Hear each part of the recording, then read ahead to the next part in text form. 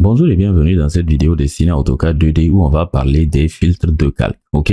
Donc au niveau des propriétés de calque, on sait qu'on a pas mal de propriétés ici au niveau des calques. Par contre, lorsqu'on va travailler sur AutoCAD, notamment lorsqu'on a énormément de calques, on pourrait être embêté lorsqu'on va vouloir justement aller les exploiter. Au niveau de ce projet, on n'a pas tellement de calques, mais on va vous indiquer dans cette vidéo comment exploiter les filtres de calque au mieux pour justement avoir une façon de travailler plus optimale avec avec vos éléments de calque, ok? Donc, c'est quoi un filtre de calque? Déjà, avant de parler du filtre de calque, il faut savoir qu'il y a deux types de filtres de calque, ok? Vous avez les filtres de groupe et vous avez les filtres de propriété. Un filtre de calque, ça sera tout simplement, si vous voulez, un groupe de calque qu'on aura sélectionné à l'intérieur de notre projet. Ici, vous voyez qu'on a un certain nombre de projets. Admettez que je veux sélectionner tous les calques qui démarrent par le A tiré là. Ok, vous voyez A tiré, anneau, mur, ainsi de suite. Et que je veux les grouper si vous voulez. Donc, je pourrais créer ce qu'on va appeler un filtre de groupe. Ok.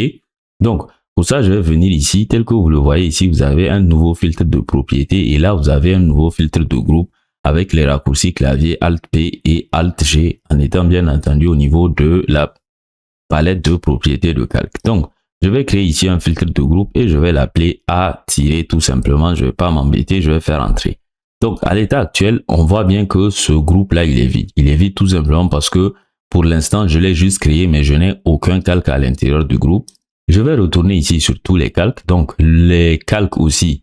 Donc, ce groupe, tous les calques là aussi, vous pourrez le considérer comme un groupe qu'on aura par défaut. Donc, je vais sélectionner tous les groupes, je vais les glisser, je vais les déposer là tranquillement. Et cette fois-ci, lorsque je vais aller au niveau de ce filtre de groupe là, je vais voir tout simplement que j'ai ces calques là qui ont été ajoutés. Je peux demander d'inverser. Lorsque je demande d'inverser, le groupe sera inversé. Autrement dit, AutoCAD va exclure tous les calques du groupe, mis à part les calques que j'ai rajoutés. En ce moment, ça va me permettre de les sélectionner, de les supprimer.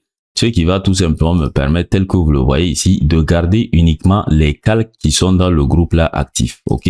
Donc, lorsque je vais venir ici, on va se rendre compte que les calques qu'on va retrouver, ça sera les calques qui vont démarrer par A tirer quelque chose. Ok? Donc, je vais toujours retourner au niveau de mes propriétés de calque et cette fois-ci, je vais créer un filtre de groupe. Les filtres de groupe peuvent, pas un filtre de groupe, mais plutôt un filtre de propriété. Ok? Les filtres de propriété peuvent être plus intéressants tout simplement parce que c'est des filtres qui vont se baser sur des propriétés. En cas de variation de ces propriétés, ces filtres-là, logiquement, vont aller changer. Ok? Donc, je vais créer ici un filtre de propriété. Bien entendu, je peux le nommer, un peu comme j'ai fait avec les filtres de groupe. Celui-là, je vais l'appeler magenta. Vous imaginez ce que je vais faire? Je vais demander tout simplement à AutoCAD de me donner tous les éléments qui ont une couleur de calque magenta. Ok? Donc là, je vais venir sur l'élément de couleur. À l'état actuel, je vois l'astérix ici qui m'indique qu'AutoCAD a sélectionné tous les calques. Ok?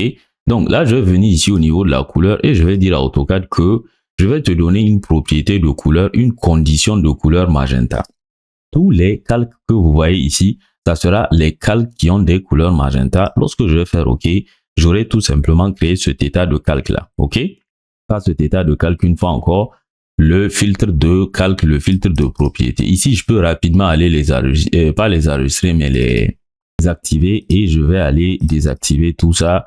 Le dernier, je vais le laisser parce que lui, il va appartenir à ce filtre de groupe là et à ce filtre que j'ai appelé magenta. Donc, tel que vous le voyez, en faisant un double-clic, je peux aller modifier les propriétés de ce filtre là. Lorsque je vais fermer, je vais me rendre compte que les seuls éléments qui sont ici à l'écran, c'est vraiment les éléments qui ont des couleurs magenta. Je me suis ici focalisé sur des propriétés de couleurs. On est bien d'accord qu'on peut vraiment aller demander n'importe quel type de propriété qu'on veut.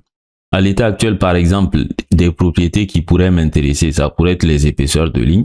Je peux demander à AutoCAD de me créer un filtre dans lequel j'aurai les éléments qui ont des épaisseurs de 0,35. Je vois en fait que je n'ai qu'un seul calque qui est le calque à mur. Ok? Donc pour le moment, je vais annuler. Ces filtres-là, lorsqu'on les a créés, on est bien d'accord que ce n'est pas immuable. On est sur AutoCAD, c'est un logiciel qui est extrêmement flexible.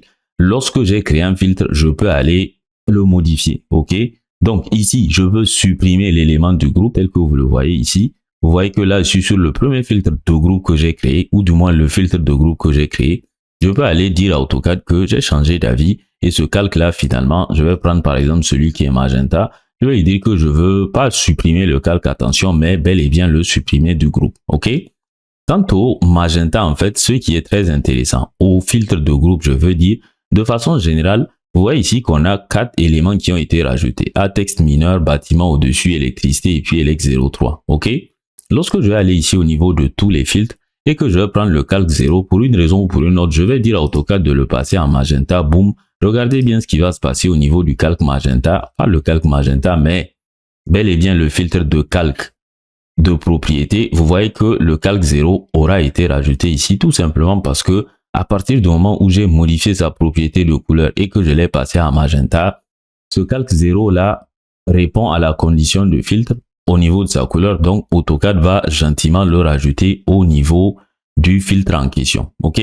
On est bien d'accord que ce que je viens de faire dans le sens de rajouter un calque dans le filtre, ça peut marcher dans l'autre sens. Autrement dit, lorsque je vais modifier la couleur du texte 0, pas le texte 0 mais le calque 0, et que je vais le ramener à blanc, OK, je fais OK, vous voyez tout simplement que AutoCAD va l'exclure tout simplement parce que AutoCAD, je lui ai donné une propriété, je lui ai dit que je ne veux pas m'embêter, tous les calques qui ont des couleurs magenta, tu vas me les organiser à l'intérieur de ce sous-dossier-là.